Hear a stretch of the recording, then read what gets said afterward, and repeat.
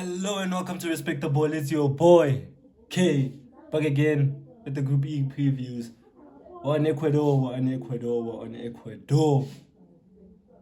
Don't forget to like, guys, subscribe, turn on post notifications, drop down a comment, obviously, to engage on what you think of Ecuador. And of course, guys, share this video. Let's get it, let's get it, let's get it. Yeah, guys, we are on Ecuador.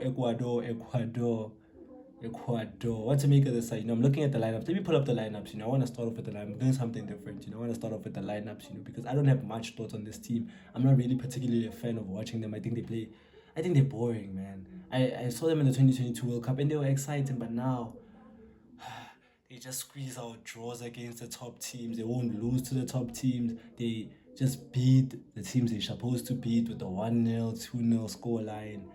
Let me pull up the lineups real quick here. We have, Calientes in goal. I think based on the data I've gathered of and what I've seen, I think he will start there, inexperienced goalkeeper. Hurtado and Estupinian, both fullbacks. Estupinian, very known. I don't know much about Hurtado, but I do know Pervis, Estupinian. I don't know, plus last I seen him at AC Milan, I don't think he is a starter. AC Milan just missed out on the Champions League, so I don't know. I saw him at Brighton. He seemed good at Brighton. I don't know what happened to him, really. Then obviously, the two centre-backs. You're not making it past here, guys. Pierre Rio Incampier from Arsenal. I thought of putting him at left back because the data I've gathered, sometimes he does play left back for this team. They had another centre-back who's right-footed. But I think you would leave out Estupinian. You're leaving out an option attacking-wise. He's very good attacking, Then he's going to be partnered, Incampier is going to be partnered by one of the best defenders in the world in my account, if not top 5, Willian Pacho from PSG. Just won another Champions League, with Luis Enrique's side. What a defender, left footer, plays out from the back, solid enough. That's why Ecuador don't concede, Ecuador don't concede. And whoever comes in, maybe Incampier moves over to the left back and someone comes in for Estupia and they don't concede. They don't concede. They frustrate the big teams. They don't concede. It's gonna be hard, to grab something out from Ecuador. In the midfield again. The midfield, the reason you have Vite and Caicedo. Touch on Caicedo, the most important player. They kept vice captain and Valencia still here. Caicedo, solid. Not that best of a season for Chelsea. His form has dipped a bit, but he's very, very important for this side. He will lead that midfield. Then the three ahead of him is Angulo. Saw him a bit at Sunderland, not really a starter, was coming on. Maybe next season, a big season for him for Sunderland. He will start based on the data together. Gonzalo Plata excited me at the 2022 World Cup, died off. Where is he? What happened to Gonzalo Plata? I thought he'd maybe get a move, thingy. It's surprising what happened to El Gonzalo Plata. I think he'll be playing maybe in the 10 or up front in the 4-4-2 with the striker. I'll touch on the striker. Then obviously Preciado got solid enough, we'll run up and down, we'll put in crosses. He's a right footer, I think, he's a right footer. Sorry, I'm confusing with Plata's left footed, but then Preciado right footer will whoop in crosses. I think he'll play there.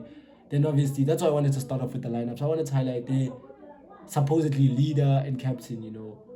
Why in 2022 are you still depending on Ena Valencia? That's why this team, I'm not really predicting them to score a whole lot of goals, because how are you still depending on Ena Valencia in the whole 2026? It's so discouraging, But who else do they have there, They don't have anyone else, so I don't really blame them. But then again, you should find somebody, in conclusion, I don't want to spend too much time on this team, But then in conclusion, I don't think they'll score a lot of goals in this group, maybe notch up a few goals against Curaçao, but I'm not really, I don't think they'll score that much goals, They're not here, they'll frustrate the big side. This team, what I'm saying is this team is not bad.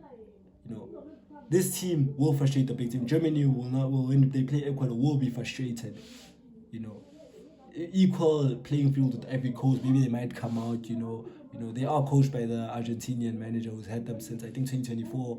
So he does know this side. He does know what ticks for them, So I don't know, guys. We will see from Ecuador. We will see from Ecuador.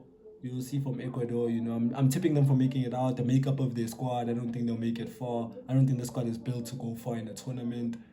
I think they'll go out obviously in this group. The key pathways obviously to go out of this group is pretty simple. Just avoid, defeat against Germany, or even if you lose, just don't lose heavily. Drop Curacao and Ivory Coast. Similarly, the pathway for them and Ivory Coast are the same. Beat the other one, beat Curacao, or draw with the other one and beat Curacao. Avoid defeat or avoid a heavy defeat against Germany. You're primed to go through, man. You are primed to go through. 4 points should be enough in this World Cup to go through, in my respect, because some teams are not going to even get that, i.e. my nation. Anyway, guys, thank you for watching. Please don't forget to like, subscribe if you enjoyed, and subscribe. Turn on post notifications, drop down your comments, share this video to everyone, guys. And as always, guys, peace.